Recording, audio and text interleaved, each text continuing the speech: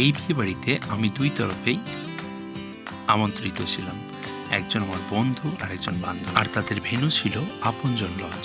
সেই মতো পৌঁছে যায়, সে তাদের রেজিস্ট্রি ম্যারেজ ছিল এবং খুব অল্প সংখ্যক লোক আমন্ত্রিত ছিল বোথ সাইড থেকে।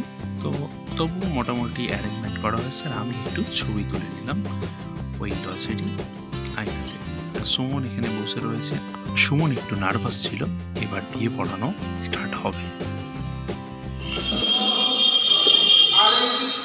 وسلم كلمة شهادة أشهد أن لا إله وحده لا شريك له وأشهد أن محمدا عبده ورسوله نحمده ونستعينه ونستغفره ونؤمن به ونتوكل عليه ونعوذ بالله من شرور أنفسنا ومن سيئات أعمالنا من يهده الله فلا مضل له ومن يضلل।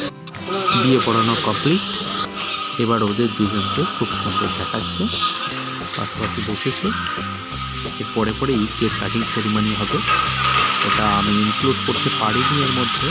তো খুবই ভালো লাগছে ওদের দুজনকে, খুবই দেখতে সুন্দর লাগছে যে এরকম ওরা আজ থেকে 10 বছর আগে স্বপ্নটা দেখেছিল, সেই স্বপ্নটা আজকে পূরণ হলো।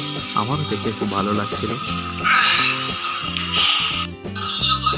সবচাইতে এই যে পোজ দিয়ে ফটোগুলো তোলার সময়, এটা খুব একটা মেমোরেবল ডে ছিল, কারণ ওরা এই পোজগুলো দিতে পারছিল না, তাই আমরা ইন্টারনেট থেকে কেমন পোজ হবে সেগুলো সিলেক্ট করছিলাম। তারপরে ওদেরকে সেগুলো বলে দেওয়া হচ্ছিল, সেই মতো ওরা পোজ দিয়েছে। খুব ভালো লাগছিল। আমিও আমাকে একটু সাজেস্ট করছিল যে একটা পিক তোলার জন্য, সেই আমিও একটা তুলে নিলাম ওদের সাথে। খুব ভালো লাগছিল, খুব দিনটা খুব ভালো লাগলো। তোরা সুখী থাক, এটাই চাই।